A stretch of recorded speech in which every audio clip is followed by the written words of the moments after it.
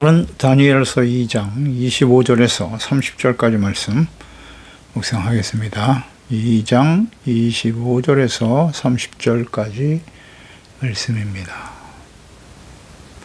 말씀 읽습니다. 이에 아리옥이 다니엘을 데리고 급히 왕 앞에 들어가서 아뢰되 내가 사로잡혀 온 유다 자손 중에서 한 사람을 찾아내었나이다. 그가 그 해석을 왕께 알려드리리이다 하니라. 왕이 대답하여 벨사살이라 이름한 다니엘에게 이르되 내가 꾼 꿈과 그 해석을 네가 능히 내게 알게 하겠느냐 하니 다니엘이 왕 앞에 대답하여 이르되 왕이 모르신 바 은밀한 것은 지혜자나 술객이나 박수나 점쟁이가 능히 왕께 보일 수 없으되 오직 은밀한 것을 나타내실 이는 하늘에 계신 하나님이시라. 그가 느부갓네살 왕에게 호일에 될 일을 알게 하셨나이다. 왕의 꿈 곧 왕이 침상에서 머릿속으로 받은 환상은 이러하니이다. 왕이여, 왕이 침상에서 장래를 생각하실 때에 은밀한 것을 나타내시는 이가 장래를 왕에게 알게 하셨사오며 내게 이 은밀한 것을 나타내시면 내 지혜가 모든 사람보다 낫기 때문이 아니라 오직 그 해석을 왕에게 알려서 왕이 마음으로 생각하던 것을 왕에게 알려주려 하심이니이다. 아멘. 겸손과 지혜와 하나님의 영광. 하나님의 영광을 위해서 포로 시대에 하나님이 택하신 하나님의 사람 다니엘과 친구들이 있었습니다.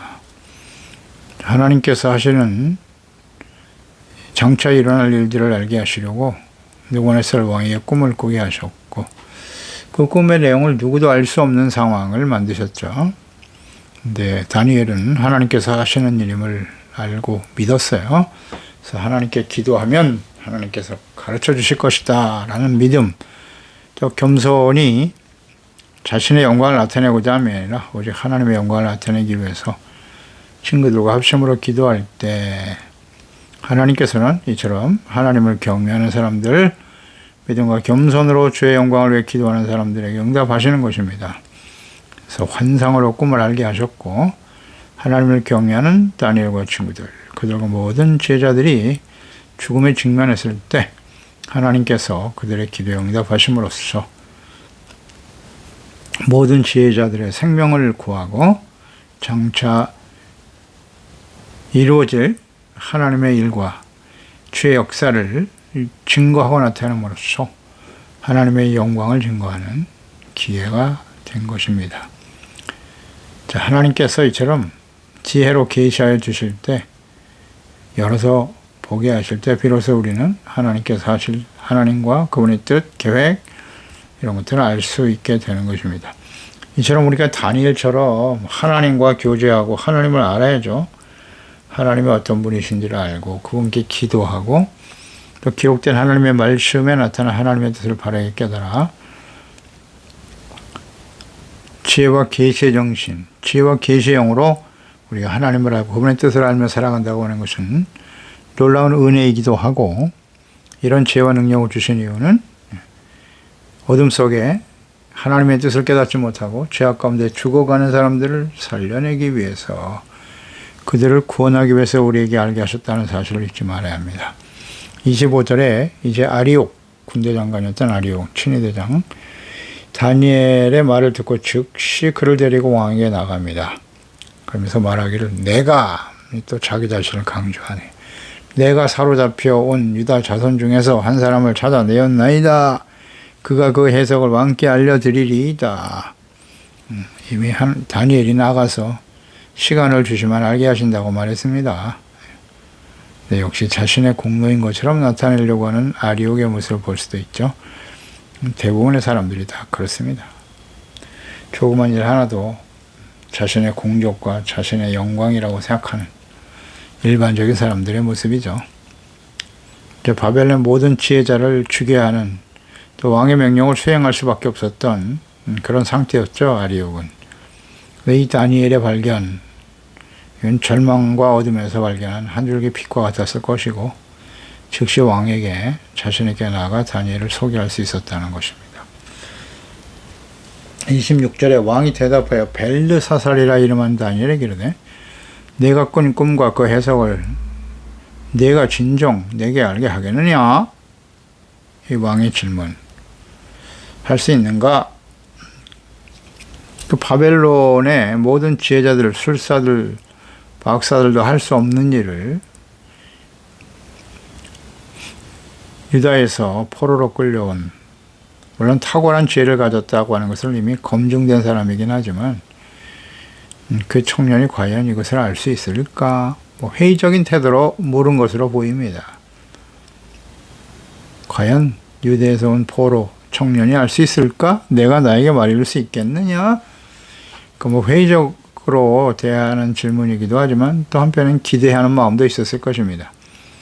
자, 하나님의 지혜의 영으로 충만한 다니엘의 꿈과 해석을 듣게 하심으로써 놀라운 반전과 하나님의 영광을 나타낼 수 있도록 모든 상황을 준비하신 분이 하나님이시죠.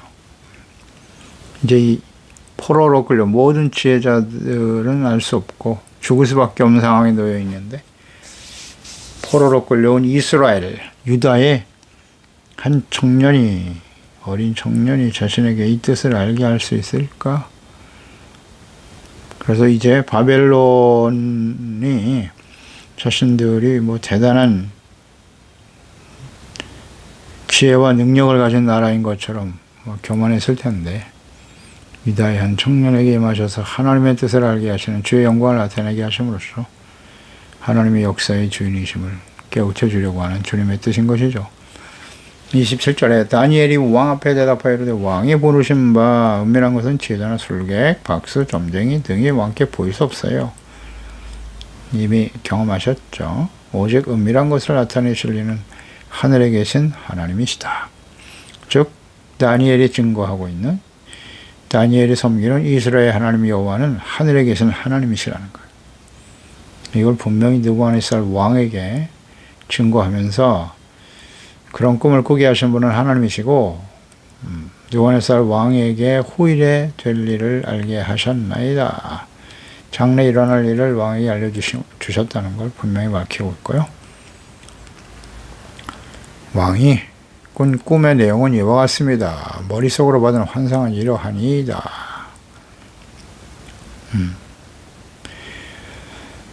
다니엘은 자신이 지혜롭고 능력이 있는 것이 아니라 이 모든 일을 알게 하시는 분은 박수도, 점쟁이나 술객, 지혜자들 다 왕에게 보일 수 없어요.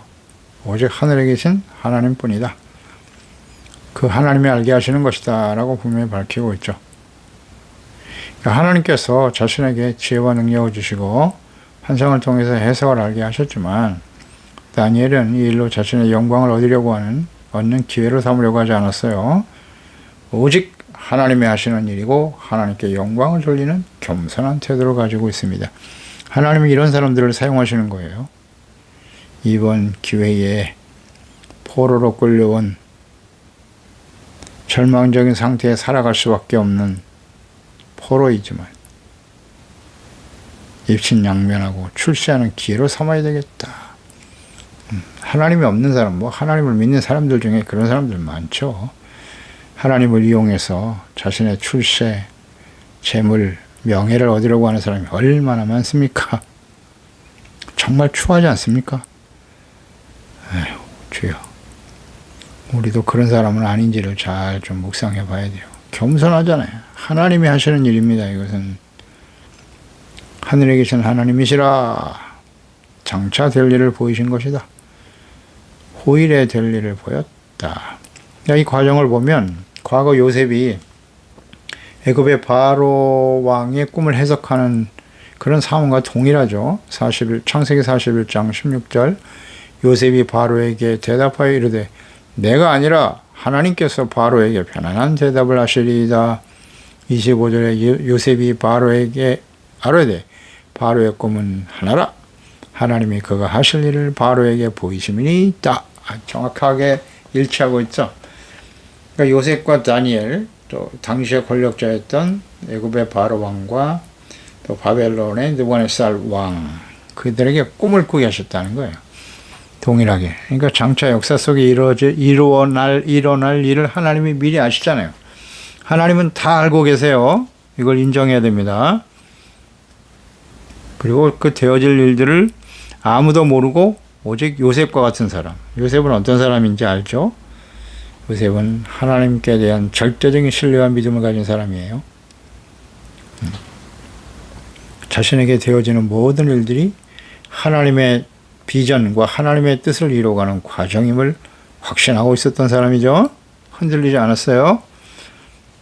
다니엘 역시 마찬가지 겸손하죠. 겸손하고 언제나 말씀과 기도로 깨어 있고 하나님의 영에 감동된 사람이죠.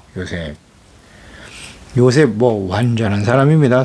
사실 요셉은 일평생을 거의 완전하게 살았던 사람이에요. 죽음의 마지막 순간에도 비록 여기서 내가 인생을 마감하지만 우리들은 장차 하나님이 약속하신 가나안 땅으로 돌아가게 될 것이니 가나안 땅에 올라갈 때 나의 해골을 가지고 가라, 관을 가지고 가라고 유언을 남기고 간 사람이에요. 하나님의 약속의 말씀을 붙들고 살았던 사람이죠. 다니엘 역시 우리가 계속 묵상되겠습니다만 완벽한 사람이에요. 완벽한 하나님의 사람들은 다 겸손해. 언제나 겸손해요. 그리고 자신이 아니라 하나님의 말씀과 뜻을 나타내고 증거하는 거예요. 하나님의 영광을 나타내기 위해서 최선을 다한 사람이었죠. 겸손하고 하나님께 대한 온전한 믿음을 가지고 있어요. 그리고 언제나 초점은 하나님의 영광이죠. 그리고 기도하고 경건한 삶을 지켜가는 사람들이었어요. 하나님께서 주신 지혜와 지식, 성령께서 주시는 은사와 능력으로 우리가 주님을 섬기게 되는데요. 자신이 마치 무슨 대단한 존재라고 여기면서 교만하여 사람들로부터 존귀와 영광을 얻으려고 하는 이런 목사와 그리스도인들이 오늘날도 많다입니다. 이게 잘 주목해야 됩니다. 하나님이 주신 은사와 능력, 그것을 가지고 주님을 섬기는 거예요. 하나님께서 예수 그리스도를 통해서 예수 그리스도를 믿고 구원받아 성령으로 거듭나고 충만한 하나님의 자녀들에게 다양한 은사를 나누어 주셨어요. 그 은사를 가지고 어떤 사람은 목사로서 하나님의 말씀을 가르치고 예언하는 은사를 주시기도 하셨고 병 고치는 은사가 주어지기도 하고 귀신을 쫓아내는 은사를 주기도 하고 능력 행함의 은사들이 나타나기도 하죠. 근데 그것은 자신이 무슨 능력이 있어서 한 게 아니라 하나님이 하시는 거예요. 하나님이 하셔서 그 은사들이 서로 연합하여 그리스도의 몸인 교회를 이루고 하나님의 나라를 바르게 세워가고 더 많은 영혼들을 주께로 인도하고 복음의 능력 있게 전파되게 하시며 그들을 바르게 양육하여 온전한 하나님의 자녀로 세워가는 일에 쓰임받는 것이잖아요. 그런데 그런 능력을 행하신 분이 하나님이신데 마치 무슨 자신이 대단한 능력을 가진 사람인 양 사람들에게 대우를 받고 인정을 받고 높임을 받고 자신의 명예와 부를 얻으려고 하는 이런 잘못된 목사들이 얼마나 많아요. 예, 맞습니다.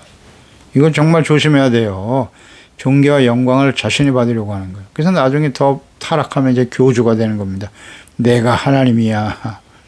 내가 예수다. 이러면서 사람들을 지배하고 지 마음대로 하려고 하죠. 자신의 욕망이 도구로 삼죠. 이러면 안 됩니다. 이거 분별할 줄 알아야 돼요. 이거 보면 모르나요? 꼭 능력이 나타나고 역사가 일어나니까 사람들이 따르는 거겠죠. 자신이 하는 게 아니거든요. 하나님이 하신 일인데 처음에는 순수하고 겸손하게 시작했을지라도 사람들이 그렇게 만들어버려요.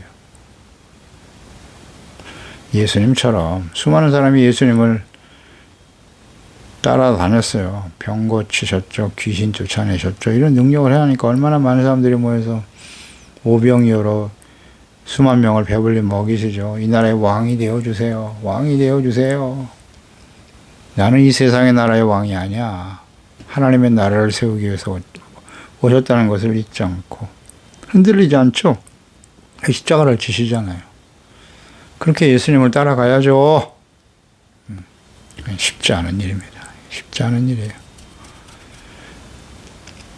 고린도전서 10장 31절에 그런즉 너희가 먹든지 마시든지 무엇을 하든지 다 하나님의 영광을 위해서 해야 한다. 주님이 하신 일이에요. 하나님의 영광. 그러니까 자신이 높아지려고 하는 그 순간에 내려가는 거예요. 자신을 내려놔야 되는데 그게 잘 안 되죠. 자신은 자꾸 높임을 받고 인정을 받으려고 할 때 사탄이 들어가는 거예요. 역사하는 거죠. 교만해지는 거예요. 쉽게 타락할 수 있겠죠. 우리는 마지막까지 정말 겸손한 자세로 주님을 섬기는 종들이 되어야 되겠다라고 생각하게 됩니다. 후일에 될 일을 알게 하셨다. 이 후일이라고 하는 단어가 히브리어의 아하리트거든요. 그러니까 이 후라고 하는 이 아하리트는 마지막이라는 의미를 갖고 있어요. 끝 혹은 미래를 의미하는 말이거든요. 아하리트. 그러니까 성경에서 주로 이 아하리트는 예언적 의미를 가진 단어예요. 주로 마지막 때 혹은 이제 메시아 시대와 연관되어 사용됩니다. 이사야서 2장 2절에 보면 말일에 여호와의 전의 산이 모든 산 꼭대기에 굳게 설 것이요 모든 작은 산 위에 뛰어나리니 만방이 그리로 모여들 것이다. 여기서 말일, 이 말이 히브리의 아하르트입니다. 오늘 본문에 기록된 아하리트와 같은 말이죠. 그러니까 느부갓네살에게 꾸게 하신 이 꿈의 내용, 이 은밀한 계시가 장차 도래할 끝이란 마지막 때 끝이란 말이죠. 끝에 일어날 일들이라는 거예요. 그러니까 하나님의 나라에까지 미치는 종말론적인 의미를 가진 것이다 라고 이해하는 것이 중요해요. 이 아하리트라고 하는 단어가 중요하단 말이죠. 그러니까 이 느부갓네살 왕이 꾼 꿈의 내용이 장차 되어질 일이에요. 하나님께서 후에 될 일까지를 담고 있다. 그래서 이 꿈의 내용을 다니엘이 해석하고 가르쳐 주는데요. 이 내용을 우리가 주목할 필요가 있는 거예요. 하나님이 보여주신 역사에 일어날 일이기 때문이에요. 근데 그 역사가 어디까지? 마지막 때까지예요. 마지막 때까지. 그러니까 하나님께서는 이 다니엘에게 지혜와 능력을 주시고 지혜와 계시 영신 성령으로 감동해 주신 것이죠. 그래서 이 환상과 계시 꿈 등을 통해서 예수 그리스도의 초림, 이 마지막 때가 언제까지인가를 생각해 보세요. 마지막까지. 지금 이스라엘 백성들은 70년 동안 바벨론 포로 생활을 하고 다시 예루살렘으로 돌아갈 거예요. 이제 돌아가서 우리가 학개 스가랴 말라기를 계속 묵상했지 않습니까? 그들 역시 과거의 조상들의 잘못된 모습을 그대로 본받고 답습하게 되더라는 거죠. 그래서 결국은 예수 그리스도가 이 땅에 오셔야 된다. 그리스도에 대한 예언으로 모든 선지자들의 그 예언이 마감되고 있거든요. 그러니까 예수 그리스도가 이 땅에 오심으로써 그 모든 예언의 말씀들이 성취되는 것인데요. 그러니까 다니엘서 역시 마찬가지예요. 이 마지막 때에 대한 앞으로 역사 속에 일어날 마지막 때의 일들이라는 거예요. 일어날 일들이라는 거죠. 그래서 예수 그리스도의 초림과 재림까지 가야 돼요. 재림까지 포함하고 있어요. 그래서 요한계시록의 마지막 심판 때까지 하나님의 계획과 뜻, 비전을 제시하고 있다는 것입니다. 그래서 다니엘서를 묵상하는 것이 아주 중요해요. 그러니까 이 다니엘서 전체 내용이 바로 앞으로 역사 속에 바벨론 왕 이후에 느부갓네살 왕 이후에 되어질 역사에 대해서 자세히 기록하고 있다는 거예요. 어디까지냐? 예수 그리스도의 초림과 재림까지 마지막 심판까지 다 담고 있어요. 오늘 이 본문 말씀이 중요한 서론이 되는 겁니다. 그래서 29절 왕이 침상에서 장래일을 생각하실 때 은밀한 것을 나타내시는 이가 장래일을 왕에게 알게 하셨다. 은밀한 일을 나타내게 하시는 이가 하나님이시죠. 내게 이 은밀한 것을 나타내시면 내 지혜가 모든 사람보다 낫기 때문이 아니다. 해석을 왕에게 알려 왕이 마음으로 생각하는 것을 왕에게 알려주시기 위해서 하나님의 꿈을 꾸게 하신 것입니다. 그 꿈의 내용은 은밀한 일을 계획하시고 성취하시는 하나님께서 장차 하실 일들이다. 아주 명확하네요. 그래서 다니엘은 이 계시의 해석이 자신에게 주어진 준 것은 바벨론의 박사들, 그들보다 내가 탁월하기 때문이 아니라는 걸 다시 한번 밝히고 있죠. 내 지혜가 모든 사람보다 낫기 때문이 아니라 오직 그 해석을 왕에게 알게 하시는 하나님이 하시는 일이다. 다시 한번 증거하죠. 이런 게 겸손이잖아요. 계시의 주체가 하나님이시다. 내가 아니라 하나님이시다. 이게 참 중요합니다. 그래야 계속 겸손한 자세를 가지고 있을 때 하나님의 은혜가 계속 임하는 거예요. 하나님의 성령께서 우리 가운데 계속해서 임재하시고 역사하시겠죠. 중요합니다, 이거. 하나님은 겸손한 자에게 은혜를 주시는 거예요. 우리가 하나님의 말씀을 바르게 깨닫고 가르치고 증거하는 거, 내가 공부를 많이 하고 지혜와 지식이 있어서 하는 게 아닙니다. 신학 박사가 된다고 해서 하나님의 말씀을 바르게 알고 전하는 게 아니에요. 분명하잖아요. 모든 지혜자들이 알 수 없는 일. 성경은 계시의 말씀이기 때문에 하나님의 성령으로 감동되지 않으면 알 수가 없는 말씀입니다. 깨닫지 못해요. 이 다니엘과 같이 혹은 요셉과 같이 하나님이 주시는 지혜와 계시의 영으로 충만할 때 가능한 거예요. 목사들도 마찬가지죠. 신학 공부를 많이 했기 때문에 목사가 되고 하나님의 성경을 가르칠 수 있는 게 아닙니다.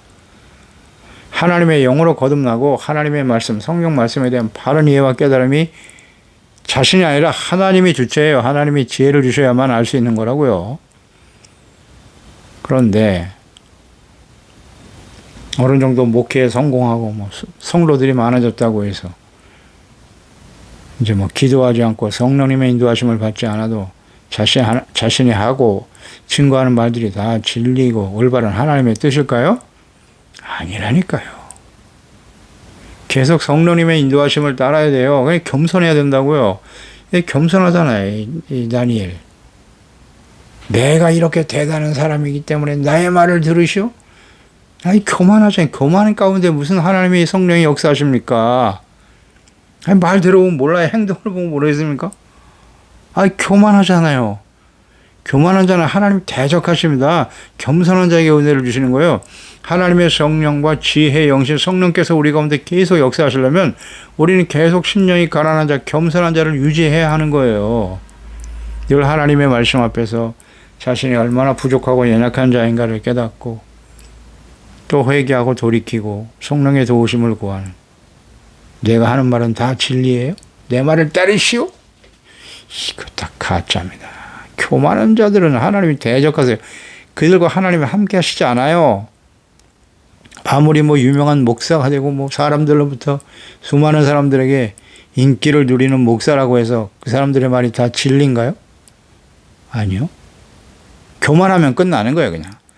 교만한 모습이 보이면 더 이상 성령이 역사하지 않아요. 그렇지 않습니까? 성령이 도와주시지 않으면 하나님의 말씀을 올바로 전할 수 없어요. 자신의 생각을 그냥 성경 말씀을 이리저리 꽤 맞춰서 말이죠. 성경을 여기저기 뽑아내서 자기 생각을 실어서 전한단 말이에요. 굉장히 위험합니다, 이거. 잘 분별할 줄 알아야 돼요.